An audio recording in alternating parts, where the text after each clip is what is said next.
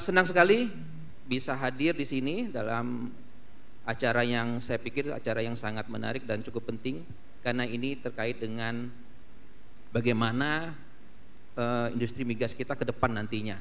Karena kita tentunya saat ini Indonesia masih mengandalkan pendapatan kita terbesar mungkin dari migas untuk apa? Untuk pendapatan negeri kita ini. Tentunya ini menjadi hal yang sangat penting untuk kita sharing dalam beberapa hari ini. Bagaimana kita menyukseskan rencana target untuk industri migas ini untuk tahun-tahun ke depannya, dan kita harapkan dengan adanya Undang-Undang Cipta Kerja yang sudah diundangkan ini semuanya tidak ada lagi masalah-masalah yang timbul. Jadi mudah-mudahan Bu Farida nggak ngejar-ngejar kita lagi gitu, karena masalah sudah selesai dengan aturan yang ada. Karena ada diwanti-wanti, nah siap-siap dikejar Bu Farida katanya gitu. Baik Bapak Ibu, izinkan saya akan meneruskan apa yang disampaikan Bu Ari. Kalau tadi Bu Ari menyampaikan tahap perencanaan, tahap persiapan, saya akan di sisi akhir, yaitu tahap pelaksanaan yang cukup panjang, biasanya sini cukup panjang, dan tahap penyerahan hasil. Ini sih nggak terlalu besar. Baik, lanjut kita ke materi, silakan operator. Bapak Ibu, setelah kita mengetahui bagaimana KL atau instansi itu menyusun dokumen perencanaan dengan ketentuan yang baru, nah kita harapkan dengan mempedomani PP 19 yang baru ini dan juga Permen 19, jadi kita cuma punya satu PP 19 dan Permen juga sama 19. Jadi ingat pengadaan tanah, ingat angka 19 kan gitu. Jadi itu aja, udah ingat angka 19 pengadaan tanah. PP 19, Permen 19, tahunnya sama tahun 2021. Jadi itu yang kita pedomani. Nah kita harapkan dengan dokumen perencanaan yang sudah dibuat sebagaimana sampaikan Bu Ari tadi, kemudian tahap persiapan yang dilaksanakan oleh gubernur maupun bupati atau wali kota juga sebagaimana diterapkan tadi, mudah-mudahan sejak adanya Undang-Undang Cipta Kerja, sejak adanya PP 19 dan Permen 19, persoalan-persoalan yang selama ini kita hadapi dalam pengadaan tanah khususnya dengan SKK Migas ini, untuk usaha migas ini tidak terjadi lagi. Itu kita harapkan. Karena segala persoalan coba kita angkat, kita tuangkan dan kita cari solusinya, dan kita tuangkan dalam PP dan Permen yang sudah diundangkan ini. Nah, adapun sekarang kita masih mengalami kendala-kendala karena memang saat ini yang sedang berjalan adalah kegiatan pengadaan tanah yang dokumen perencanaannya maupun penlognya terbit sebelum terbitnya Undang-Undang Cipta Kerja. Jadi belum mempedomani atau belum menggunakan PP susunan dokumen perencanaan atau DPPT maupun dalam penerbitan penlognya. Kita langsung ke tahap pelaksanaan, silakan. Slide berikutnya, lanjut aja. Lanjut. Ini sudah saja. Terus saya lupa halaman berapa. Lanjut ke tahap pelaksanaan. Ya, lanjut. Satu lagi. Oke. Nah Bapak Ibu, sebenarnya dalam tahap pelaksanaan tadi perencanaan pengadaan tanah ini tidak begitu banyak ya. Sebenarnya hanya suatu proses yang mengalir. Jadi sebetulnya tidak terlalu banyak prosesnya, proses yang mengalir ya. Jadi pelaksanaan pengadaan tanah itu diawali dengan adanya tahap persiapan. Nah tentunya untuk persiapan ini diawali dengan permohonan pengadaan tanah dari instansi yang memerlukan tanah. Dalam hal ini tentunya dari SKK Migas misalnya untuk migas ini. Nah permohonan inilah yang tadi disampaikan Bu Ari, dilampiri tadi adanya penlog, adanya dokumen perencanaan. Nah permohonan ini disampaikan kepada siapa? Permohonan pengadaan tanah hanya bisa disampaikan kepada kantor wilayah BPN provinsi. Jadi kewenangan pengadaan tanah itu adanya di Kanwil BPN provinsi. Nah jadi tidak bisa permohonan itu diajukan kepada kantor pertanahan, hanya kepada Kanwil BPN provinsi ya. Nah setelah ada permohonan nanti akan dilanjutkan dengan persiapan oleh Kanwil maupun kantor pertanahan kalau dilimpahkan, kemudian ada proses inventarisasi, identifikasi, ada pengumpulan data lah. Setelah dapat data dikumpulkan diumumkan, setelah diumumkan dinilai, setelah dinilai baru ada musyawarah, udah musyawarah baru ada validasi, baru ada pelepasan hak, pembayaran ganti rugi, selesai. Jadi sebetulnya simple urutannya, hanya mengalir. Nggak ada hal-hal yang terlalu rumit dalam pelaksanaan pengadaan tanah. Semuanya mengalir. Jadi persiapan, kumpulkan data, umumkan, kemudian penilaian, kemudian musyawarah, validasi, pembayaran, dan akhirnya penyerahan hasil. Jadi sebenarnya suatu proses yang benar-benar mengalir, yang tidak ada hal yang sebenarnya tidak ada yang memberatkan dalam proses ini. Cuman dalam praktiknya di lapangan kita menemukan hal-hal yang kadang-kadang di luar perkiraan kita, di luar prediksi kita. Banyak hal-hal yang kita temukan multi persepsi sehingga ini ada kendala-kendala dalam pelaksanaan pengadaan tanahnya. Jadi kira-kira ini dalam tahapannya, ada kurang lebih ada 11 tahapan utama dalam pengadaan tanah ya. Ada persiapan, inventarisasi, pengumuman daftar nominatif dan peta bidang, kemudian penetapan penilai, kemudian musyawarah, validasi, pelepasan hak dan pemberian ganti kerugian, penitipan ganti kerugian kalau ada yang tidak setuju dengan nilai dan sebagainya, kalau ada sengketa juga penetapan pengadilan untuk konsinyasi, kemudian pemutusan hubungan hukum dan pendokumentasian. Baru tahap keempat penyerahan hasil. Jadi ini proses dalam pengadaan tanah yang semuanya mengalir dari persiapan sampai kepada akhir. Next slide.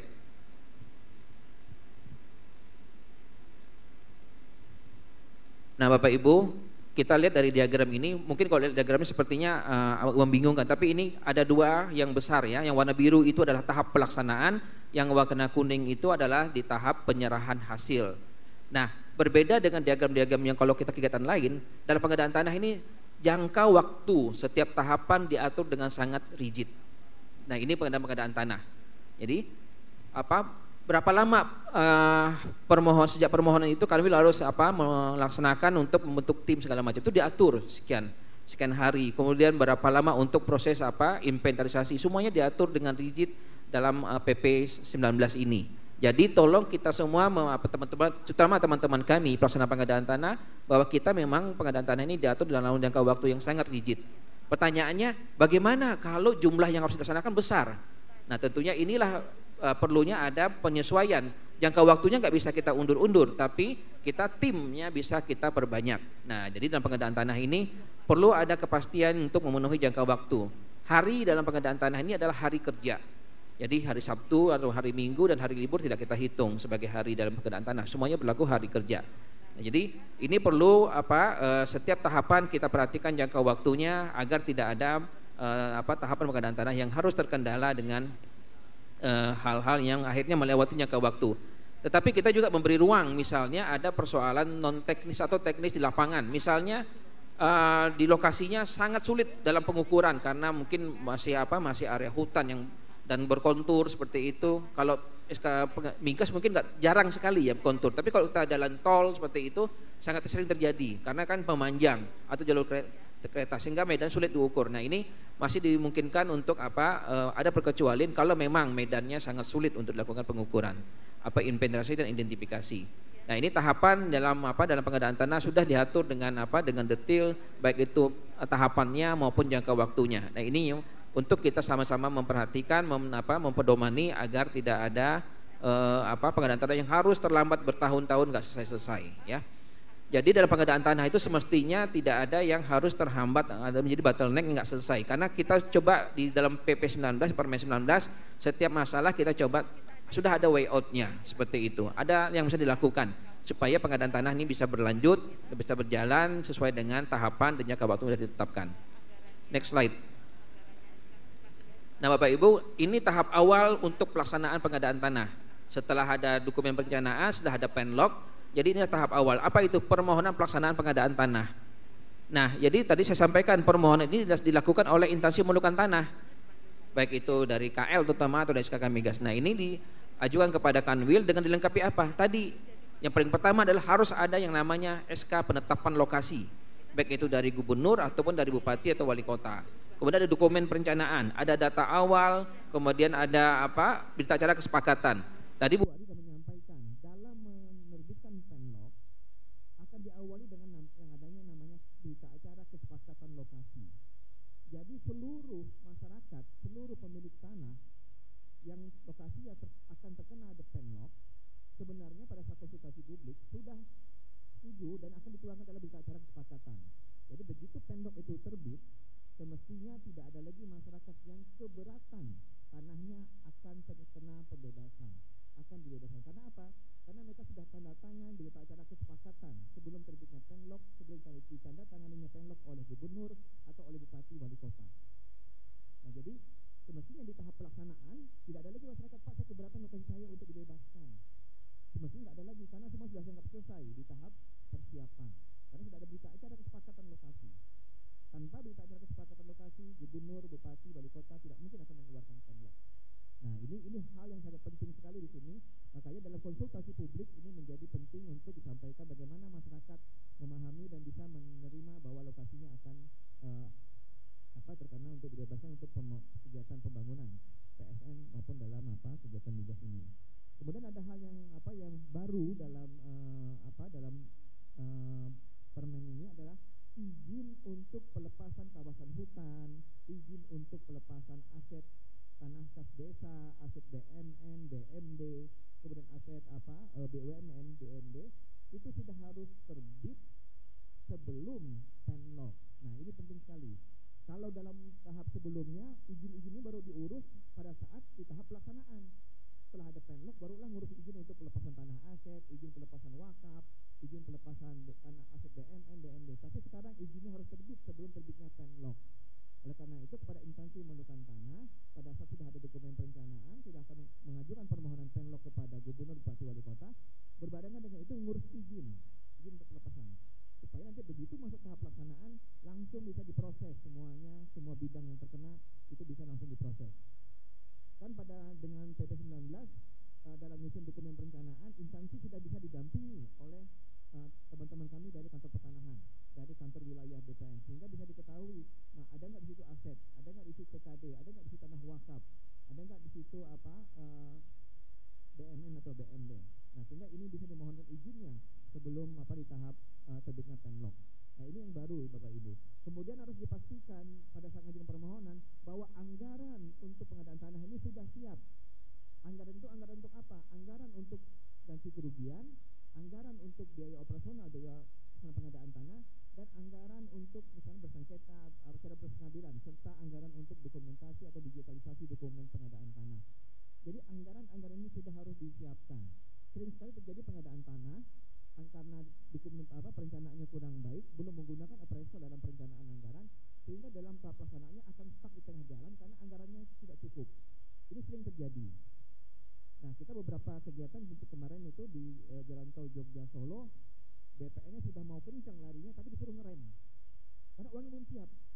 Jangan cepet-cepet, uangnya belum siap, jadi suruh ngerem gitu. Nah, jadi di dalam ini kita penting sekali agar anggaran tersedia dalam jumlah yang cukup.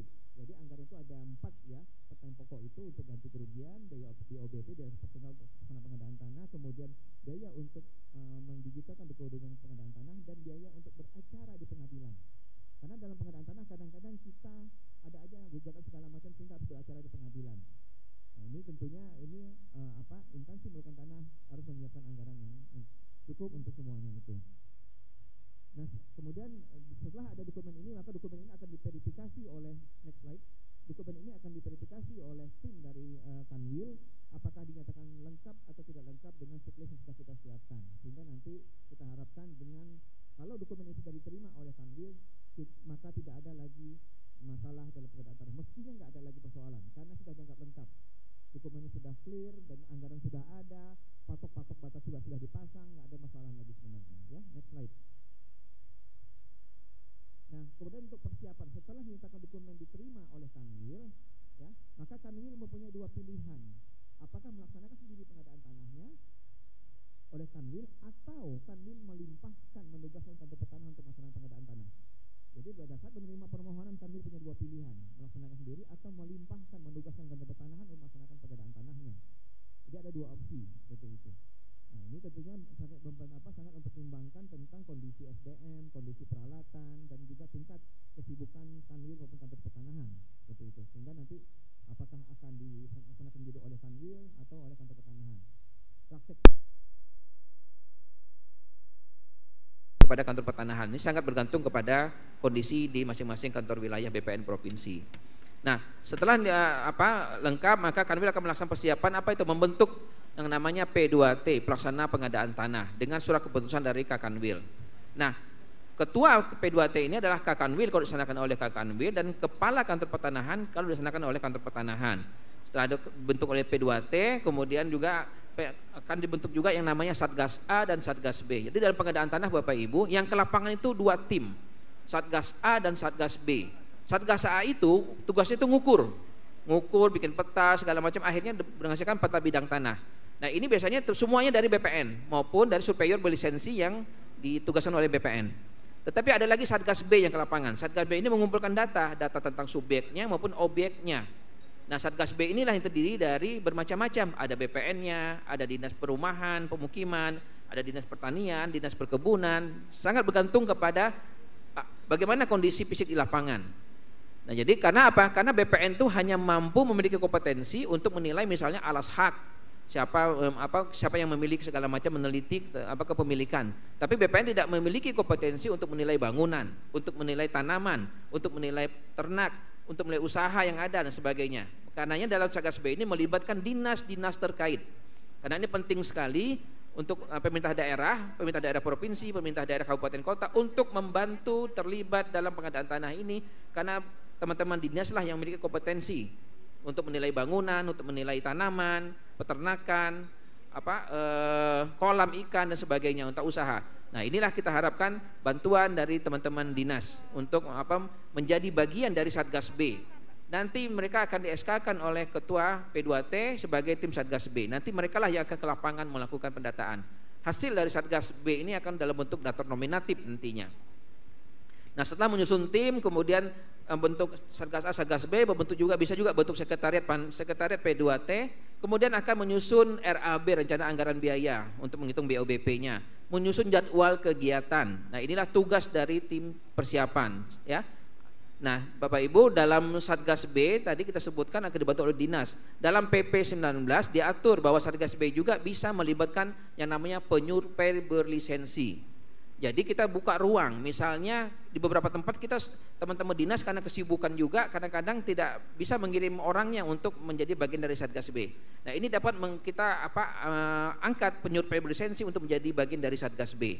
Siapa yang menunjuk? Tentunya dari KL atau instansi memerlukan tanah, sebagaimana pemilihan untuk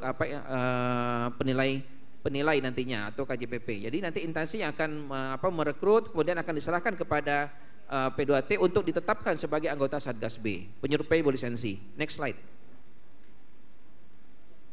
Nah Bapak Ibu, kemudian setelah terbentuk tim, jadwal kegiatan sudah ada, RAB sudah ada juga, maka mulailah tahap pertama, yaitu tahap inventarisasi dan identifikasi. Nah ini didata semua, dikumpulkan data semua kepemilikan tanah. Kemudian Satgas A mengukur bidang per bidang. Nah inilah pentingnya pada saat permohonan pengadaan tanah agar patok-patok batas sudah terpasang. Patok ini ada dua macam. Patok yang akan menjadi trase, ini harus patok permanen. Karena apa? Karena patok ini akan menjadi batas sertifikat. Adapun patok persil-persil yang di dalam penlog, hanya bidang-bidang itu bisa patok sementara. Karena nanti ini kan akan hilang juga, akan dilakukan pembangunan.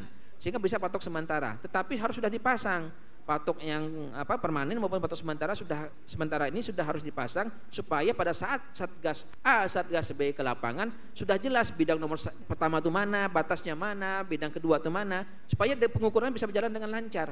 Nah ini tolong bantuan juga kepada instansi memerlukan tanah agar menyiapkan patok-patok dan memasang patok bersama pemilik tanah, memasang patoknya sebelum Satgas A, Satgas B ke lapangan supaya ini memudahkan proses. Jangan sampai nanti kita ke lapangan ternyata semuanya belum ada patok, kita kerepotan. Udah datangnya, apalagi lokasi cukup jauh. Nah oleh karena itu penting sekali patok ini kadang-kadang suka diabaikan, dianggap sepele hanya patok, tapi akan menyulitkan di lapangan. Karena kita nggak bisa mengiden batas bidang nomor 1 itu mana. Karena berpengaruh sekali Bapak Ibu. Batas itu berpengaruh kepada apa? Luasan tanah. Berpengaruh kepada apa? Luasan bangunan, jumlah tanaman. Karena kan batasnya akan berpengaruh kepada semua data yang ada dikumpulkan oleh Satgas B tersebut. Jadi penting sekali batas ini untuk dipastikan patok-patoknya di mana. Ini sangat hal yang mungkin dianggap sepele tapi pengaruhnya sangat besar. Ini bisa menghambat dalam proses inpen dan iden. Jadi semuanya akan didata oleh Satgas A, Satgas B dan akan dituangkan dalam peta bidang tanah dan daftar nominatif. Nah, inilah yang akan diumumkan. Peta bidang tanah ini akan diumumkan. Gambar-gambar persil bidangnya akan diumumkan. Juga daftar nominatifnya akan diumumkan. Daftar nominatif itu akan berisi nomor bidangnya nomor berapa, siapa pemiliknya, kemudian siapa yang menggarap misalnya. Nah Bapak Ibu, dalam pengadaan tanah kita mengenal namanya pemisahan horizontal. Tanah misalnya milik saya, milik Nur Hadi, tapi digarap oleh misalnya Bu Ari. Nah dalam daftar nominatif kita bisa pisahkan. Tanahnya itu pemiliknya Nur Hadi, penggarapnya Ibu Ari, seperti itu. Kita bisa pemisahkan sehingga kita nanti Bu Ari karena penggarap mungkin tanamannya menjadi milik Bu Ari, tapi tanahnya menjadi milik Nur Hadi, seperti itu. Ini kita bisa memisahkan seperti ini karena nanti ganti ruginya pun akan berbeda. Tanah diberikan kepada saya, tanaman yang digarap oleh Bu Ari akan diberikan kepada Bu Ari. Nah, jadi dalam pengadaan tanah kita menganut pemisahan horizontal seperti ini. Oleh karena itu kita perlu memisahkan. Nah, di dalam daftar data awal yang disusun oleh KL dalam dokumen perencanaan mungkin belum bisa dipisahkan antara pemilik dan penggarap, tapi dalam daftar nominatif sudah harus dipisahkan. Mana yang punya pemilik, mana yang memang ada penggarapnya. Jadi sehingga di daftar nominatif akan dipisahkan. Tapi bidang tanahnya cuma satu. Bidangnya cuma satu, tapi di situ akan ada dua data pemilik dan data penggarap. Ini dituangkan dalam daftar nominatif. Ini akan kita umumkan selama 14 hari kerja, ya. Nah, pengumuman 14 hari kerja ini nggak bisa ditawar-tawar. Kalau tadi inpen iden itu kan maksimal 30 hari kerja. Tapi kalau bisa lebih cepat bagaimana? Lebih baik, seperti itu. Jadi bisa lebih cepat. Tapi kalau pengumuman tidak bisa kita kurangi karena 14 hari kerja yang harus menjadi mandatori. Nah, diumumkan di lokasi kegiatan, kantor kelurahan, kantor kecamatan dan di website juga diumumkan supaya publik mengetahui ada pengadaan tanah ini. Next slide.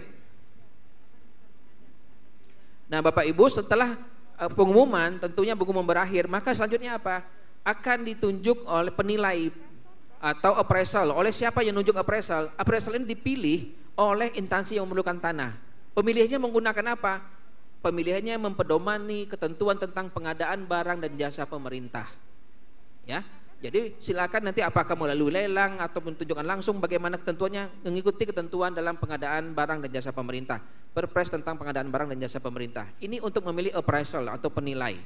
Setelah terpilih, maka inilah disampaikan kepada Ketua P2T untuk ditetapkan dengan surat keputusan. Jadi appraisal yang sudah ditunjuk, sudah jadi pemenang pengadaan barang dan jasa di KL, disampaikan kepada Ketua P2T akan di-SK-kan bahwa appraisal yang bersangkutan menjadi penilai dalam pekerjaan tertentu itu. Sebelum dapat SK dari Ketua P2T, penilai tidak bisa melaksanakan tugasnya.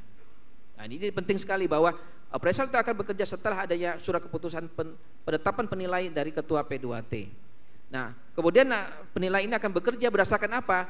Penilai bekerja berdasarkan peta bidang tanah dan daftar nominatif yang disusun oleh Satgas A dan Satgas B. Nah, inilah pentingnya Bapak Ibu di tahap inpen dan iden.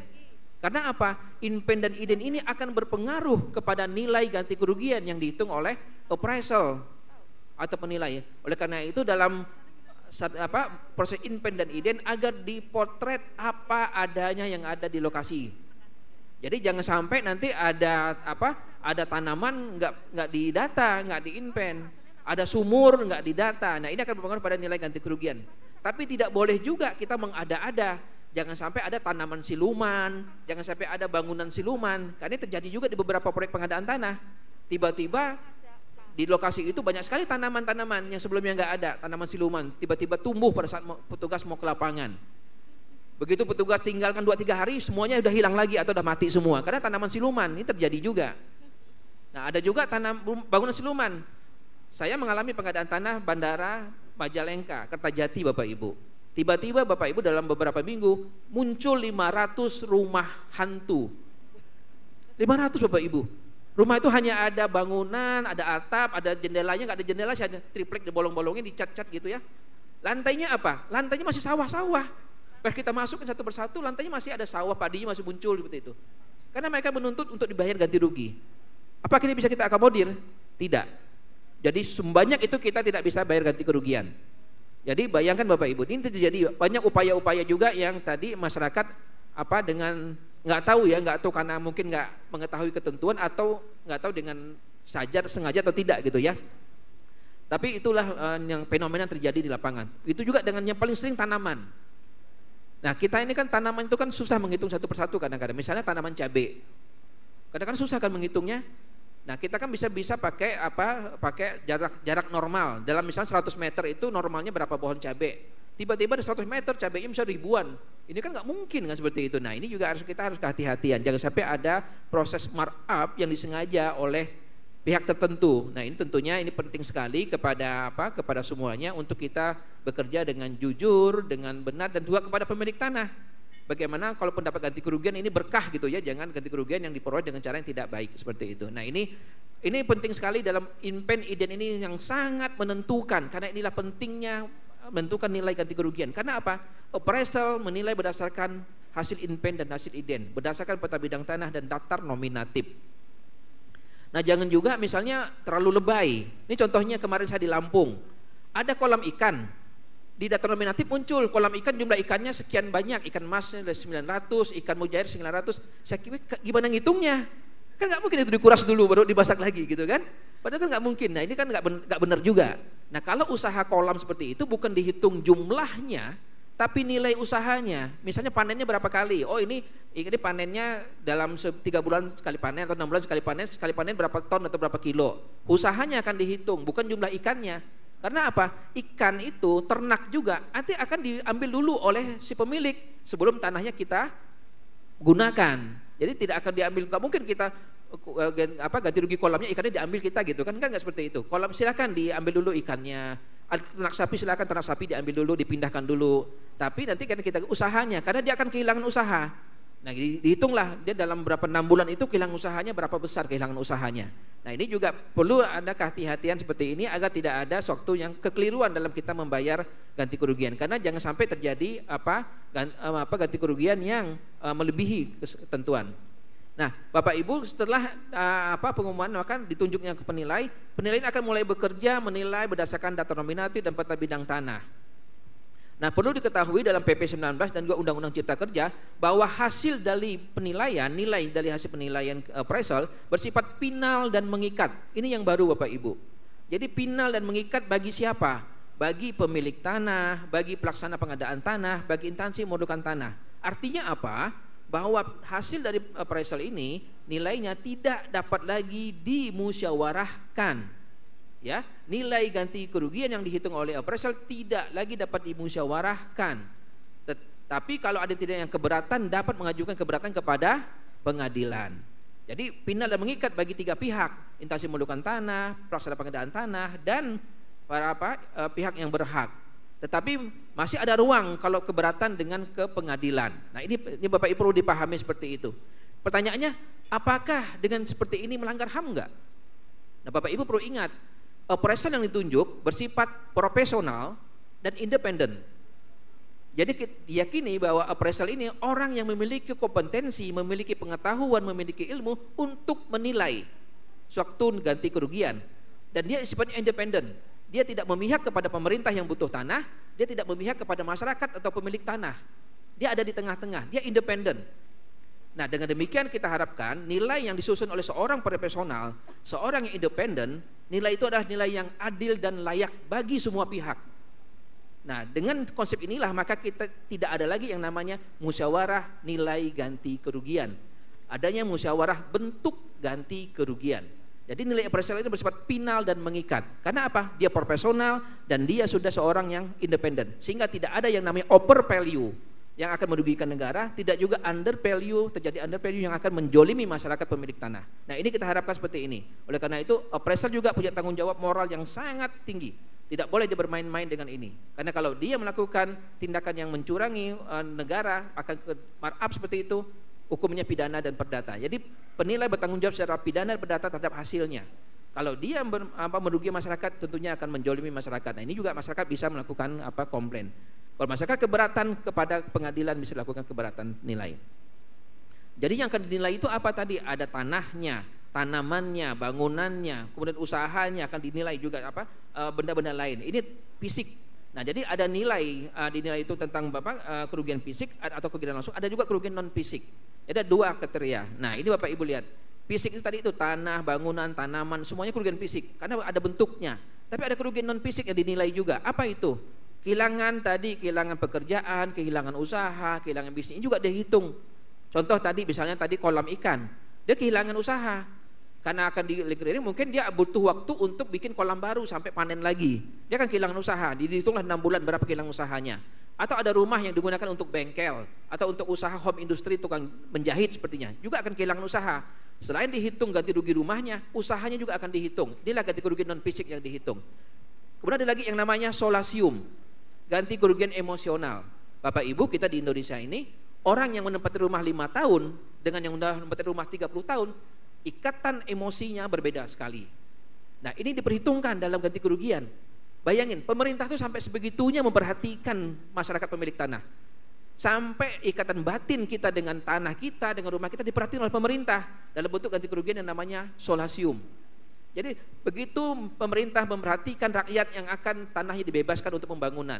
Jadi jangan sampai ada kata-kata lagi bahwa pembangunan, pembebasan tanah untuk bangun infrastruktur akan menyengsarakan masyarakat, akan merugi masyarakat. Karena kalau kita jual rumah, kita hanya akan dihargai rumahnya dan tanahnya. Nggak ada yang, Pak tolongin hargai dong, saya kan udah 30 tahun di sini, tambah lagi. Kan nggak seperti itu. Kita, oh tanahnya sekian, luasnya sekian, kali berapa per meternya, udah sekian kan, rumahnya berapa. Nggak ada yang akan nilai, Pak saya punya, ini kalau ada kolam saya, usaha saya setahun sekian puluh miliar, tolong diganti juga, kan nggak seperti itu. Tapi pemerintah memperhatikan sampai sedetil itu. Nah jadi inilah, lihat bagaimana pemerintah dengan Undang-Undang 2 2012 ini benar-benar memperhatikan supaya masyarakat yang sudah ikhlas melepaskan tanahnya, melepaskan hartanya untuk pembangunan infrastruktur mendapatkan ganti kerugian yang layak dan dia bisa hidup lebih sejahtera lagi dari sebelumnya. Ini yang dicapai pemerintah. Infrastruktur terbangun, masyarakatnya lebih sejahtera dari sebelumnya. Nah oleh karena itu kita yakin dengan pola seperti ini tidak ada yang namanya ganti kerugian semestinya yang merugikan masyarakat. Tapi mesti akan timbul pertanyaan, Pak bagaimana dengan yang demo-demo? Masih banyak yang demo, Pak demo kita ganti rugi kecil sekali. Nama manusia wajar saja menuntut lebih dari yang semestinya. Hal yang wajar Bapak Ibu. Banyak kasus contoh kemarin kita itu di Bendungan Bener. Bendungan Bener itu Bapak Ibu, sebelum ada bendungan, tanah itu dikasih aja orang nggak ada yang mau. Karena lokasi di lereng, nggak ada yang dikasih itu nggak ada yang mau itu. Siapa yang mau ngolahnya seperti itu? Begitu mau dibikin bendungan, berapa minta ganti ruginya? 100.000 per meter. Padahal NJOP-nya di PBB-nya hanya 3.000, hanya 2.000 per meter. Jadi itulah usaha masyarakat seperti itu. Karena apa? Wah bikin ini ke pemerintah pasti terpaksa bayar seperti itu. Nah tapi ini kan usaha. Kita tentunya makanya kita menggunakan appraisal supaya apa? Ada pihak yang independen yang menilai bagaimana nilai yang wajar. Nilai yang wajar, nilai yang layak bagi pemerintah dan bagi masyarakat yang tanahnya dibebaskan. Kita harapkan dengan pola seperti ini nggak ada lagi pembangunan yang benar yang isukan akan menyengsarakan masyarakat. Next slide. Nah, ini musyawarah itu hanya bentuk-bentuk, ada bentuk uang, relokasi, kemudian pemukiman kembali atau kombinasi.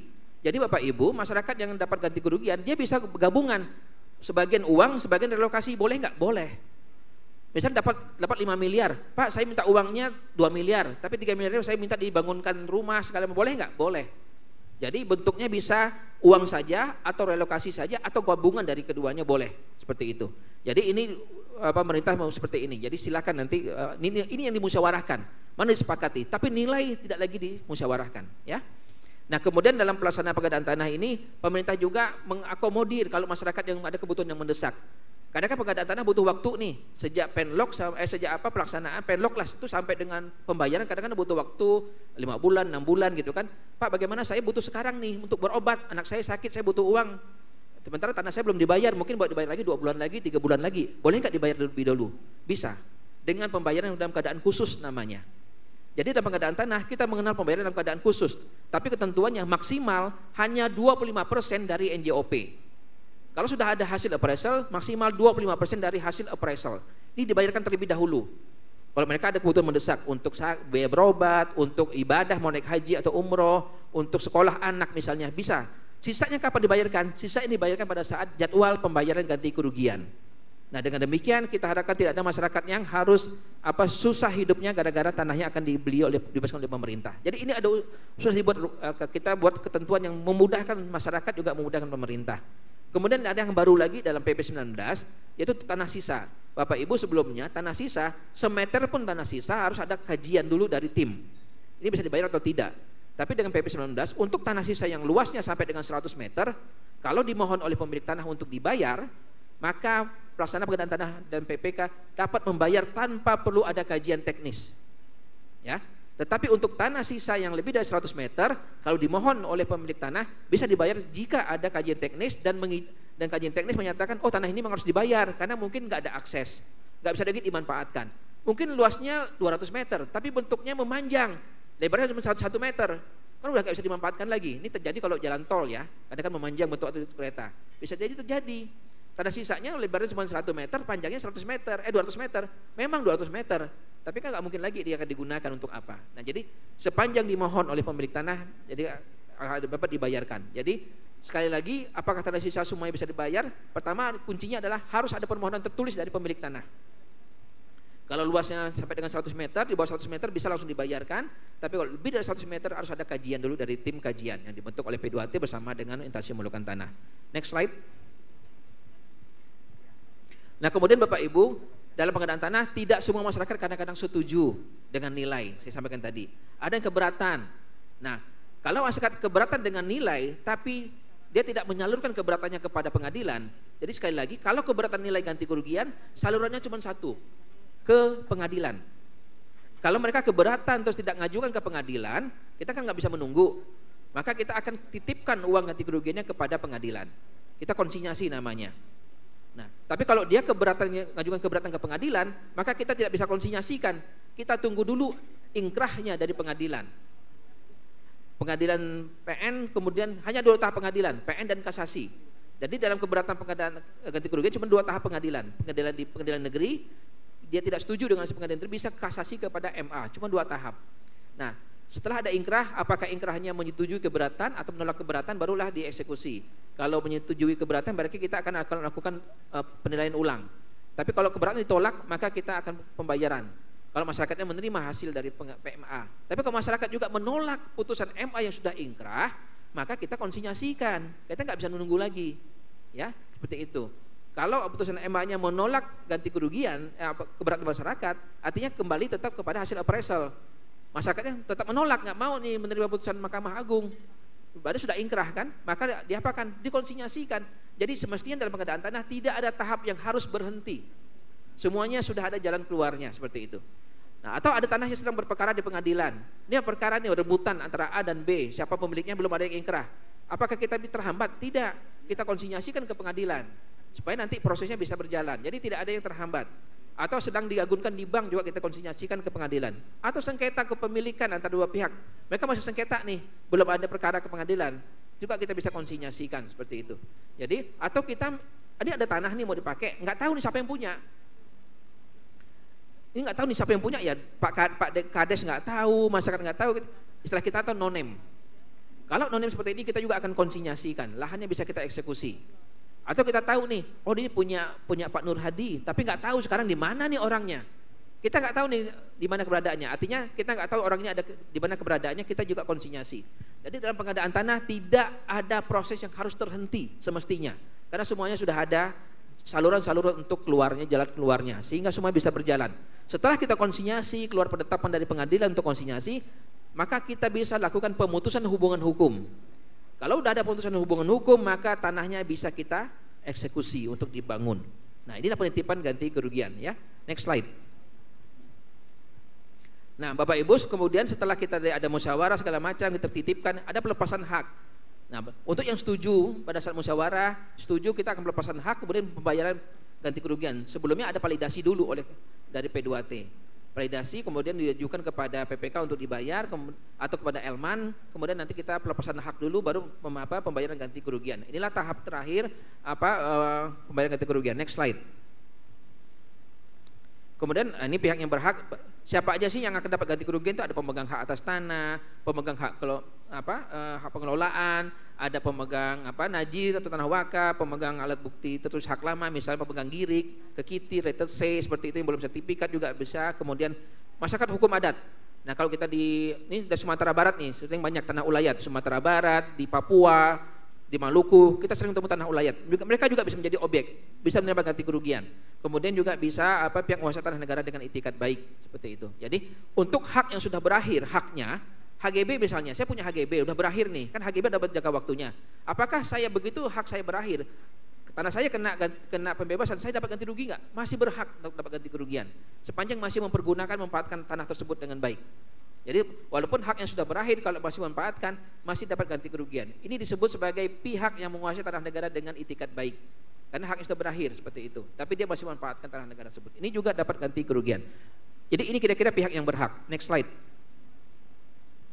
Lanjut, ini penjelasan tadi, lanjut.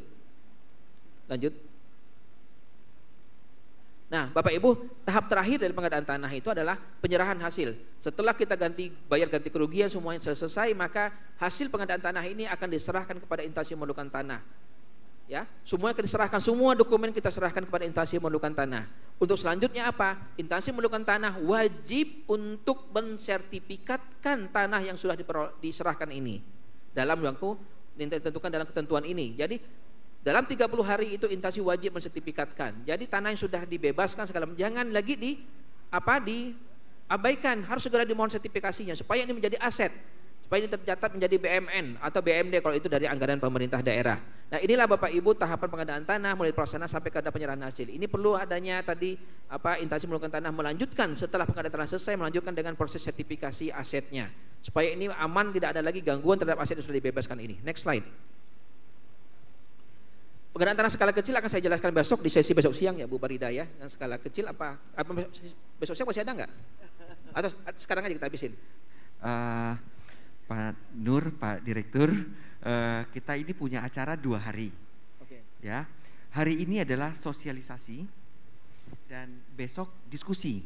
Oke. Ya, jadi agendanya kita bisa buat fleksi. Oke. Mau hari ini kita selesaikan materi ataupun kita lanjutkan esok hari. Oke, siap. Tapi tunggu dulu Pak, tadi ada yang keren tuh Bapak bilang tuh. Kalau udah ada KJPP dan itu udah penetapan, bayar aja gitu ya Pak ya. Nah, itu ada pantunnya Pak. Asik. Benar, ini ada pantunnya nih. Benar. Karena semuanya serius banget ini. Jika ibu pergi ke pasar, semua barang ingin ditawar. Jika KJPP sudah menetapkan, itu lahan langsung dibayar. Kalau nggak dibayar Pak, tahun depan harganya berubah.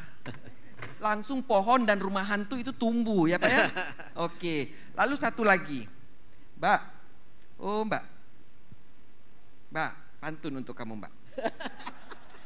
Luas sungguh si daun hati, elok dipakai pembungkus nasi. Sangatlah sedih rasa di hati, kami di sini tak dikasih kopi. Cakep.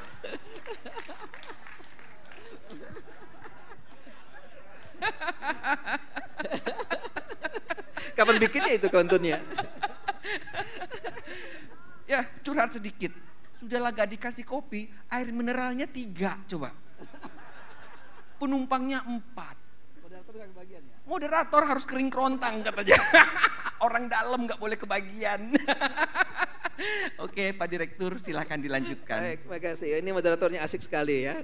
Gak tahu kapan bikin pantunnya, tiba-tiba ada mbaknya punya ide gitu loh. Baik Bapak Ibu, kita lanjutkan. Skala kecil mungkin karena besok masih ada sesi kita mau diskusi, mungkin saya isi dulu besok skala kecil juga besok biar lebih fokus. Jadi ini kira-kira proses pengadaan tanah tadi. Mas, bisa lanjut slide-nya Mas. Di sini saya nggak lihat di layar TV-nya, mohon. Di layar TV-nya. Oke. Lanjut, ini lanjut dulu terus lanjut. Evaluasi mungkin saya nggak usah jelaskan karena ini nggak terlalu, lanjut aja. Lanjut, terakhir ini. Nah, Bapak Ibu, jadi dalam pelaksanaan pengadaan tanah ini mungkin ini perlu diperhatikan tadi sampaikan Pak Moderator, kalau sudah di appraisal dibayar, tapi kalau uangnya sudah cukup, sudah ada, makanya penting sekali dalam perencanaan agar merencanakan anggaran yang cukup untuk ganti kerugian, untuk BOBP, untuk beracara di pengadilan, kemudian untuk mendigitalkan dokumen dan untuk mensertifikatkan. Jadi penting sekali. Inilah biaya-biaya yang harus disiapkan di tahap perencanaan, biaya tahap persiapan, pelaksanaan, penyerahan hasil. Ini penting sekali. Jadi jangan sampai nanti sudah kita appraisal, sudah kita data, udah appraisal, mau bayar duitnya nggak ada. Nah, jadi penting sekali tadi bagaimana sampaikan Pak Moderator pantunnya tadi, penting untuk perencanaan anggaran yang cukup. Karena sebanyak sekali kejadian anggaran di tengah jalan habis napas. Kehabisan duit seperti itu. Nah, ini sering terjadi. Karena apa? Karena dalam perencanaan tidak melibatkan appraisal. Sehingga tidak bisa memperkirakan berapa anggaran yang dibutuhkan yang mendekati. Karena appraisal tidak bisa menghitung jumlah yang pas, yang persis, tapi mendekati. Karena namanya juga perkiraan seperti itu ya. Nah, mungkin satu lagi yang perlu diingat, appraisal yang sudah ditunjuk di tahap perencanaan untuk memperkirakan nilai ganti kerugian, nilai BOBP dan nilai beracara tidak boleh ditunjuk sebagai appraisal di tahap pelaksanaan. Ini penting. Ya, appraisal sudah ditunjuk di tahap perencanaan untuk menyusun dokumen perencanaan, tidak boleh menjadi appraisal di tahap pelaksanaan. Jadi nggak boleh dia main dua kaki. Di perencanaan dia menyiapkan, di pelaksanaan dia juga seperti itu. Jadi nggak boleh seperti itu. Jadi ini kode etik seperti ini tentu yang kita atur. Jadi tidak boleh appraisal itu di tahap perencanaan dia, di tahap pelaksanaan dia juga, itu nggak boleh. Jadi ini kira-kira yang harus disiapkan supaya tadi yang diharapkan Pak Moderator tadi bisa terlaksana dan tidak ada pengadaan tanah yang harus terhenti gara-gara kita kehabisan napas, kehabisan anggaran. Saya pikir ini dapat saya sampaikan di siang ini. Mohon maaf kalau terlalu panjang, mungkin bikin ngantuk sekali itu. Mudah-mudahan ini bermanfaat dan kita yakin kalau kita ini bisa bekerja secara berkolaboratif, berkoordinasi dengan intent, maka tidak ada pengadaan tanah yang tidak selesai. Kunci pengadaan tanah koordinasi, koordinasi, koordinasi. Itu kunci yang akan suksesnya. Siapa itu? Pelaksana pengadaan tanah, instansi memerlukan tanah, appraisal, pemerintah daerah, semuanya harus berkolaborasi semuanya. Koordinasi yang baik menjadi sukses pengadaan tanah. Pengadaan tanah baik, infrastruktur terbangun, masyarakat sejahtera. Sekian, terima kasih. Wassalamualaikum warahmatullahi wabarakatuh.